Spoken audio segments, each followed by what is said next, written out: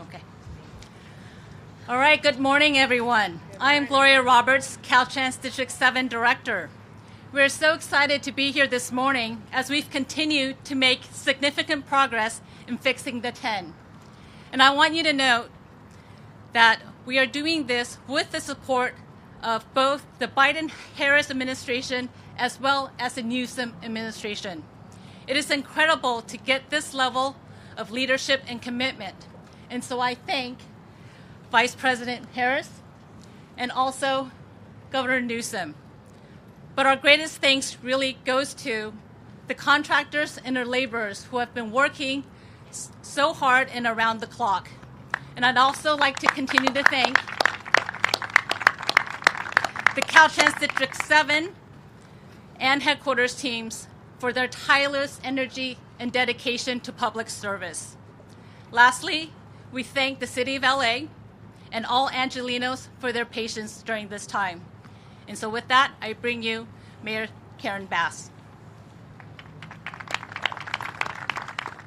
Good morning, Los Angeles.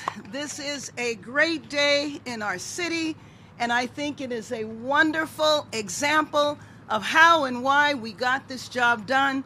First and foremost, the workforce that worked 24 hours a day, 7 days a week, the numbers of workers on the site here who doubled and tripled as everyone came together, but showing the unity from the White House to the governor to our senator, all of us standing together to make sure that this got done and the 10 will be open. There are other leaders here I want to acknowledge: our CEO of Metro, Stephanie Wiggins, our General Manager of the Department of Transportation, Laura Rubio Conejo, and our Fire Chief, Kristen Crowley, and the over 100 firefighters that put the fire out. Elected officials in the area: Congresswoman Kamlacher, Assemblymember Miguel Santiago, and Supervisor Hilda Solis.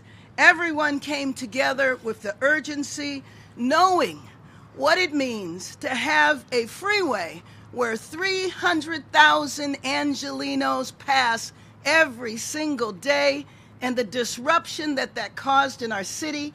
I want to thank Angelenos for being informed, for following the directions, staying on the freeway, and most importantly, taking advantage of Metro.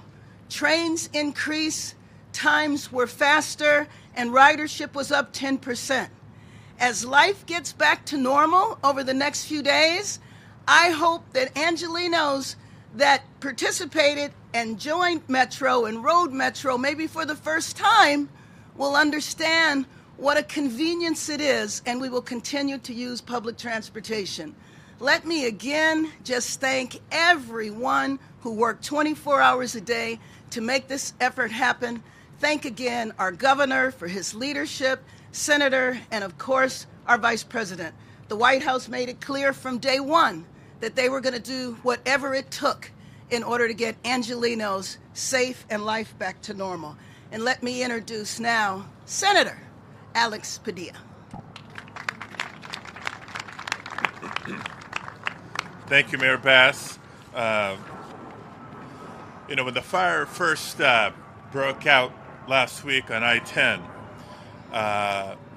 those of us who live and work anywhere near Los Angeles know just how significant this was, and we were braced for the worst. But I'm happy to be here today. It's Sunday before Thanksgiving, but we wouldn't have to wait till Thursday to give thanks.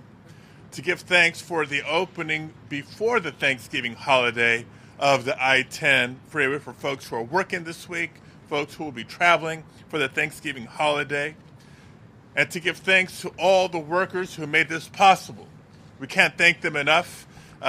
Workers at Caltrans, the contractors, workers at the different transportation agencies, the fire agencies, Cal Fire, LA Fire, others who tackled the fire last Sunday. But really a big thanks for the true cooperation and collaboration that happened to make this announcement possible.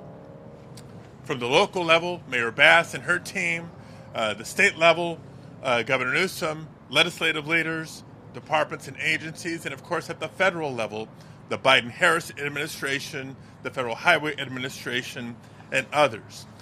It took all of us coming together to make sure that this announcement would come in a matter of days, not in a matter of weeks or months. You know, we don't have the specific final price tag on this, maybe a little bit more, maybe a little bit less than $3 million, but the bottom line is this will be covered by federal funds, thanks to the bipartisan infrastructure law that was passed and signed a couple of years ago. The emergency funds are a result of this law, which is in and of itself a once-in-a-generation investment in our nation's infrastructure. And to piggyback on Mayor Bass's announcement, that law is not just responsible for funding the repair and reopening of I-10.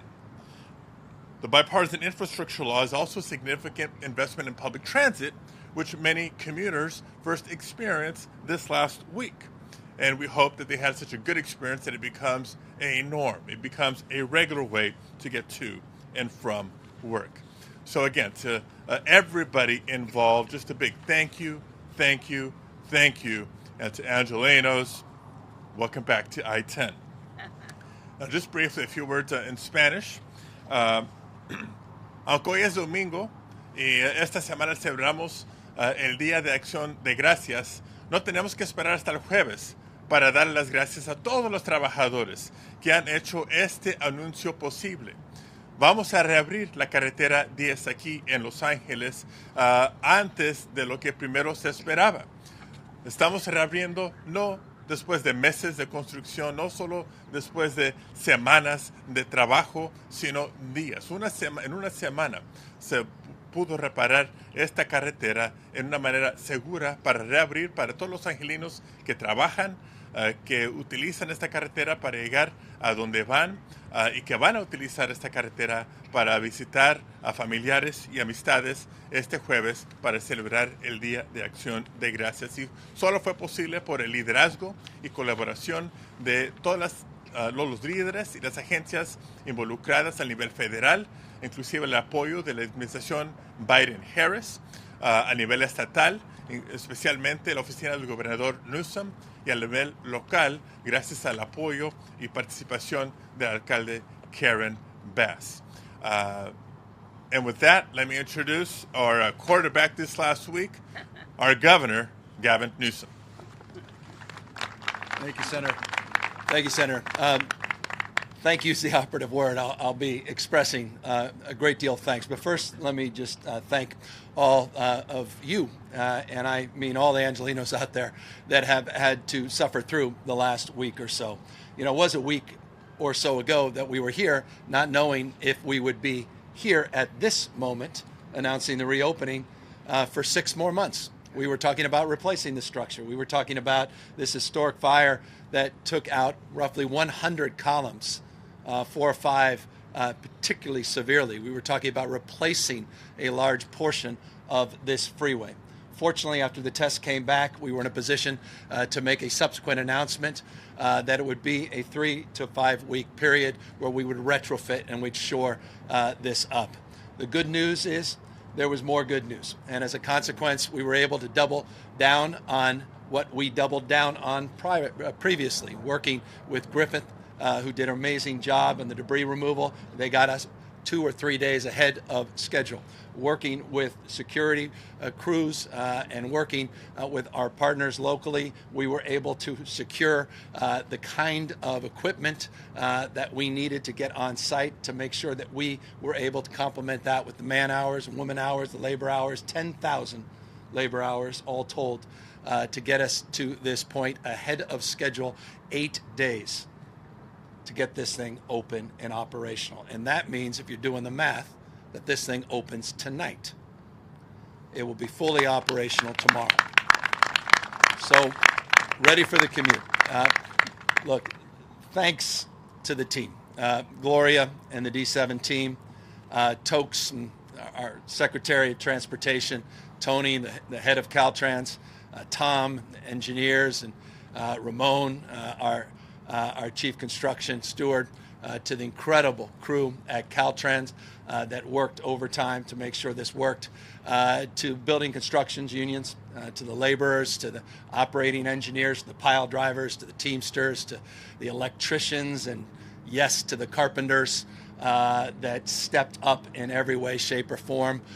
This was a union job, and they came in weeks and weeks ahead of schedule. And so you can be assured of one thing: safety first, quality, foundational in this effort. It wasn't just speed that we were after. We wanted to make sure this thing was safe.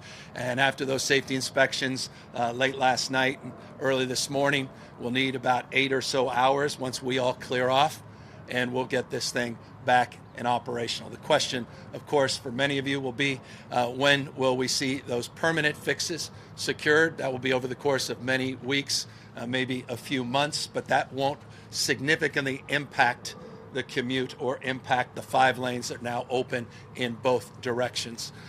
We will be able to do that with some episodic closures, likely at night, and they'll be for very short periods of time. We'll get that Alameda ramp open as quickly as possible. It's currently closed. It will not be open tomorrow. Lawrence between 10th and 14th Street will need a little bit more time to open up as well. We're mindful of the importance, the imperative of opening up those corridors, particularly for local businesses in the area. But this is a significant and a big day. And what was also significant and big in every way was the support of the federal administration. And I want to, before I introduce the Vice President, brag a little bit on Secretary of Transportation, Pete Buttigieg, who was on the phone within hours of this original incident, to Mitch Landrieu, who was on the phone again this morning, checking in on this announcement, to Administrator Bott, who is once again here with us, who's been on the scene from the early days of this incident, who's been outstanding, to the President, who was in town talking about this just a few days ago and was on the phone well over a week ago checking in on this, and the Vice President, who's been checking in on a consistent and daily basis. You've heard that from Mayor Bass in their conversations, and we're just honored and privileged to have her here at this critical moment as well. Before, again, briefly introduce the Vice President, let me again brag on your mayor. It's all about partnership. It's all about making sure there's seamlessness in terms of the communication and the engagement. That's the only way these things work. And it would not have happened at the speed that it happened without her incredible support. And so on behalf of our team and Ann and my legal team, and yes, shout out to the lawyers that were incredibly instrumental in all of this, I just want to thank you, Madam Mayor, for your extraordinary leadership and support throughout this process. But again, this is a federal jurisdiction. It requires federal support at the highest levels of government. It requires not just passing glances and interest. It requires commitment and requires stewardship and leadership. And that is a good way to describe our partner at the federal level, one of our own. And that makes it a little bit easier for us. And it's my honor to introduce to you the Vice President of the United States, Kamala Harris. Yeah.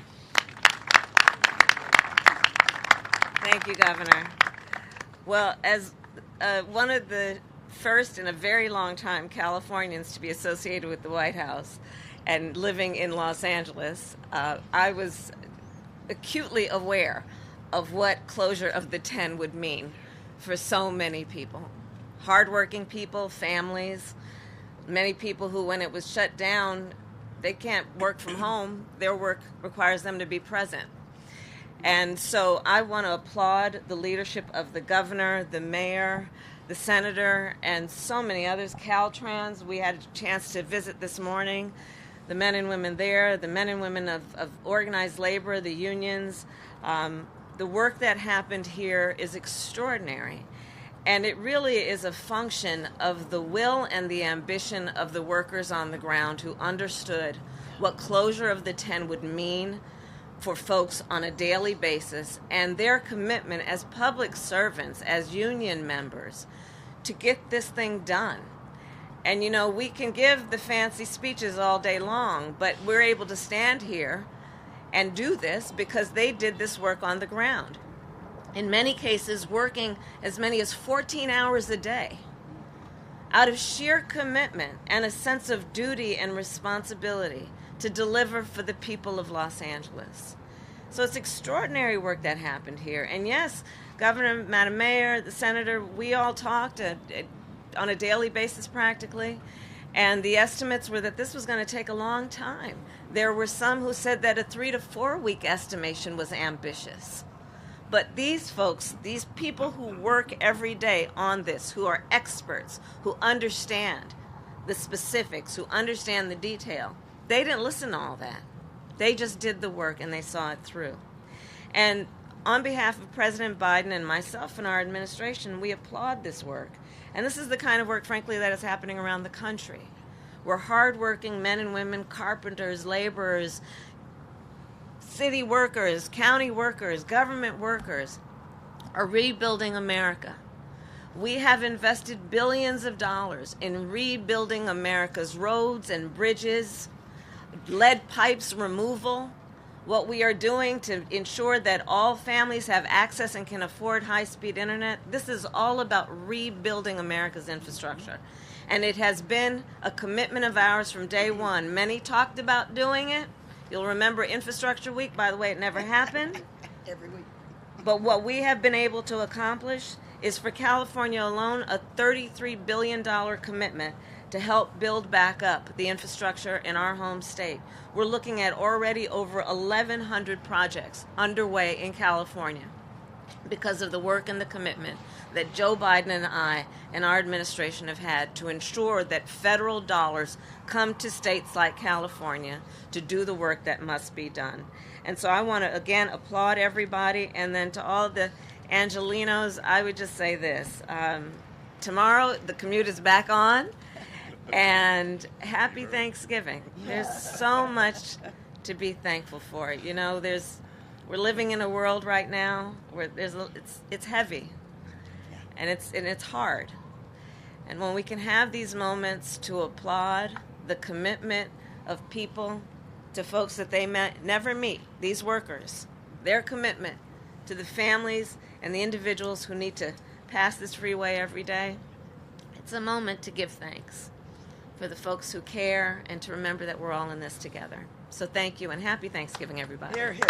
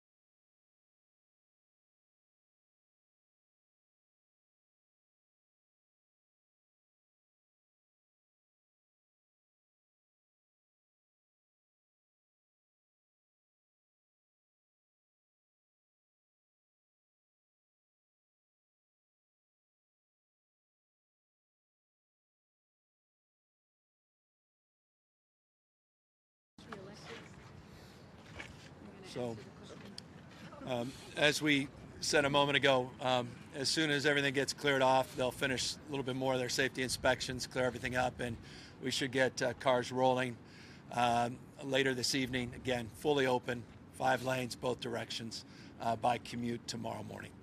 Happy to answer any questions. Yeah, Governor, can you give us an update on the arson investigation as well as the push to make sure that other overpass areas where there is storage happening are safe? Yeah, as we mentioned a week ago and a few days ago, we updated you on the investigation on airspace leases throughout the state, high priority airspace leases. That investigation in partnership with LA Fire Department, with the State Fire Marshal, Caltrans, has been ongoing, and we'll release the results of that as early as Wednesday.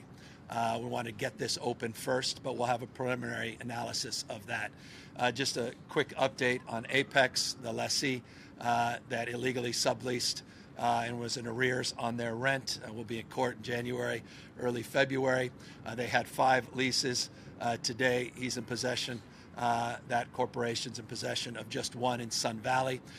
We have taken over, relinquished 3 of the other leases outside of this, and we're securing those sites. But that prioritization in terms of that assessment for air leases broadly will be prioritized with high priority. That investigation we'll present to you Wednesday. The ongoing investigation of air leases across the state will take a little bit more time. And on the arson investigation, we know that there was a photograph release. Is there anything more on that at all, or a suspected motive? Yes, there's the person of interest. The photograph was released. We had a lot of incoming as a consequence of that. That photograph was shown around the world, which is exactly what we intended and hoped for. We still are looking forward to anyone that wishes to come forward with any information around this suspect, this person of interest in this arson investigation. They can call 1-800-468-4408, 468-4408, confidential tip line. We encourage people to do that. Lots have, but I have no more to add beyond the fact that we released that photo and had a lot of interest and a lot of good incoming. Hi, Governor. Alex Michelson from Fox 11 Los Angeles. Obviously, there was a lot of urgency to get this done. Yes. And this is an example of government working in terms of getting it open. What is the lesson learned on this urgency that may be applied to other things like homelessness or other things where we see the entire government come together and say, we're going to do this now? No, I mean, it's intentionality at the end of the day. It's focus, it's commitment and resolve. And it's about dropping everything else and just prioritizing a middle, beginning, and an end. We had a date with destiny in terms of our internal timelines and those that we transparently made public, and we wanted to exceed them. We wanted to beat our own best estimates. And so there was an internal competition of sorts between ourselves and agencies. There's pride in work, pride in product. That pride was reflected in Security Paving and their team and the contract. To your question, the contract that provided time and materials and 21% contingency bonus. We have partnerships, we have federal reimbursements. There are a lot of conditions that are unique and distinctive in an emergency like this, but absolutely those things can be applied more broadly. And this can-do attitude, moving heaven and earth, as we reflected and stated over a week ago, should be brought to bear on a lot of other things. So to me, this is directional. It's a flywheel effect. I think it only bodes well for subsequent work across the spectrum of issues here in this state. But do you understand that frustration why some people say, look, if you can do this for this, why can't we do this for other things? Absolutely. 3,275 encampments have been cleaned up at Caltrans since we announced Clean California. $1.1 billion was set aside, new partnerships. I mean, these are exponentials compared to what we've seen in the past. It's a large state, size of 21 state populations combined. A lot of great things are happening all across the state. You heard the Vice President make that point, all across America. I always say this, you're nothing but a mirror of your consistent thoughts. Whatever you focus on, you'll find more of. I hope folks focus on the success of this, and they'll find more successes. The mayor's successes locally, the supervisor's successes in her districts, Assembly members and senators and congressmen and women that are doing good work everywhere, and also should be recognized, not just the things we fall short of expectation, but the things where we exceed expectation.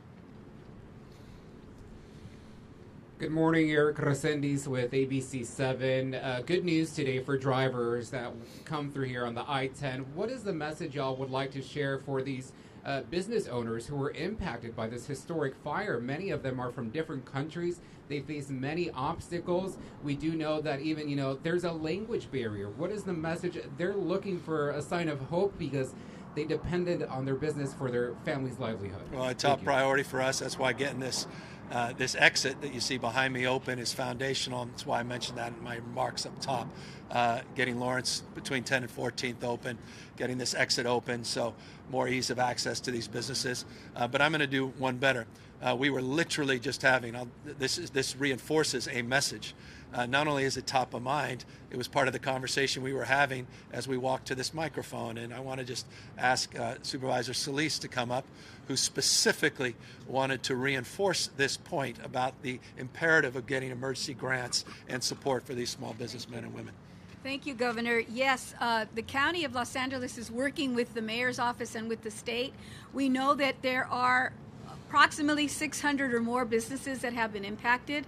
They've either had closure or they lost income during this 8-day period. So we know that we have to gather survey information to see who's suffering what issues and then get verification and then go back out and create that systemic plan that's going to help address those issues, especially to the immigrant and those that don't speak English. Queremos a decir que sí, vamos a estar aquí para ustedes, para dar información si necesitan ayuda financiera de su negocio. Estamos trabajando con el alcalde, Karen Bass, y con el estado, con Governor Newsom, y también agencias de los pequeños negocios. SBA, for example, they do have loans available for these kinds of emergencies and disasters. So we're going to be collectively working on that. That's our role as the county. So we are here as a partner with all of you here. And thank you so much, Governor, to the Biden administration, to all the electeds, and to our firefighters, and especially our workers, the carpinteros, todos los que estaban trabajando tan duro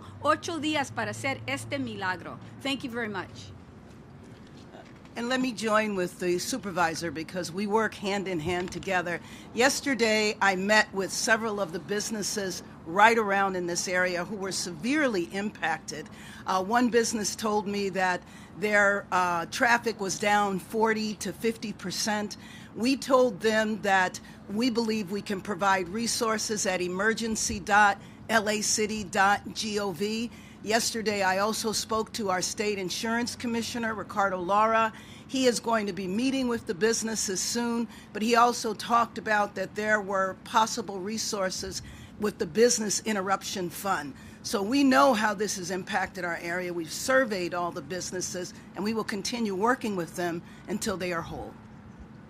Good morning, Bailey Miller here at NBC Los Angeles. Can you provide an exact time of when the 10 freeway will be open this evening? I know many people are anxious, and then of course what people will be seeing over the next few months here on the 10 freeway. I've tried to be,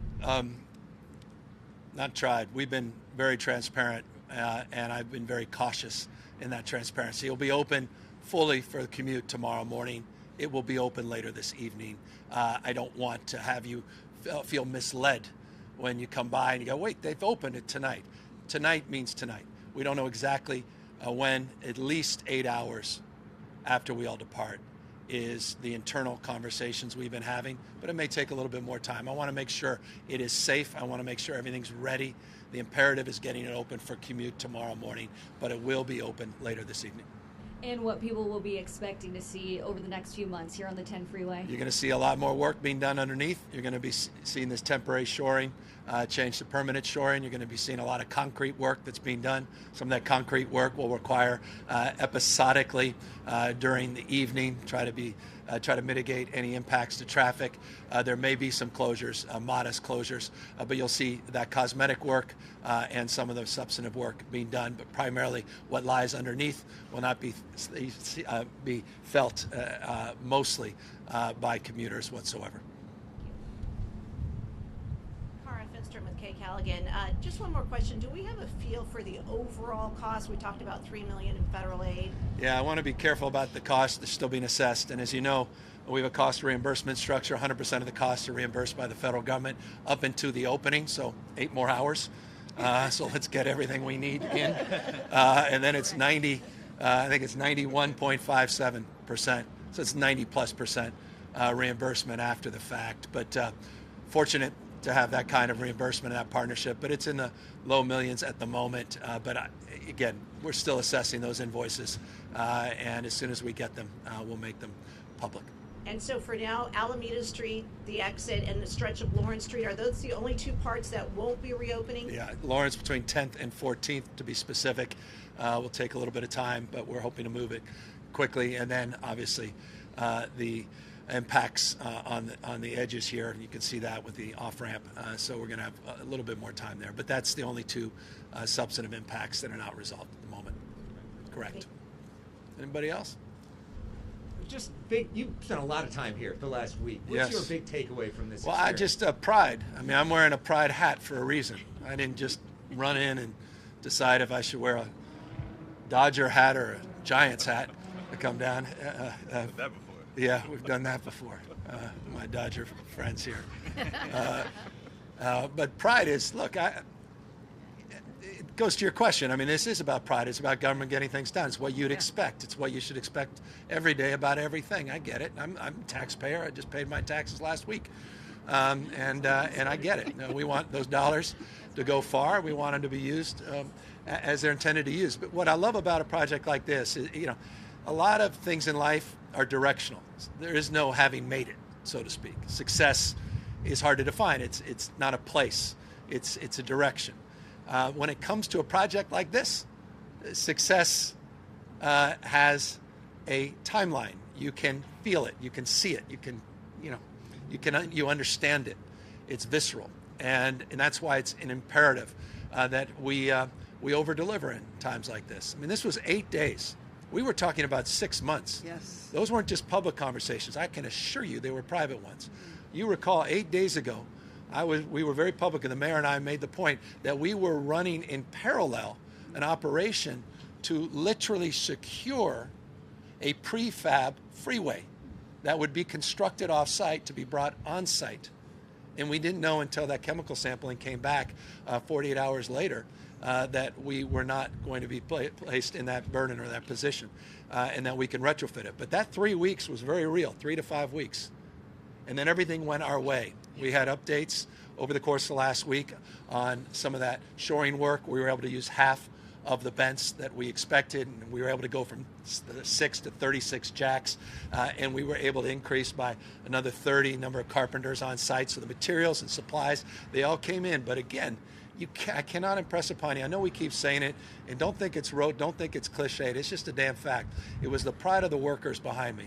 And the vice president made a comment that was an important comment, and it may seem as an aside to you, but it was a comment and reflection of a conversation she was having with some of these folks. And they're saying, we did 12-hour shift, but it was really 14 hours. And they expressed pride that this was important to them and their community, the quality of the work. There was a sense of urgency. And I love that. So for me, spirit and pride, and you can't legislate spirit and pride. It just shows up, and it shows up at times like this. And everybody you see in front of me, behind me, side of me, they showed up as well, and I couldn't be more proud of each and every one of them. Thank you all very, very much. Enjoy your commute tomorrow.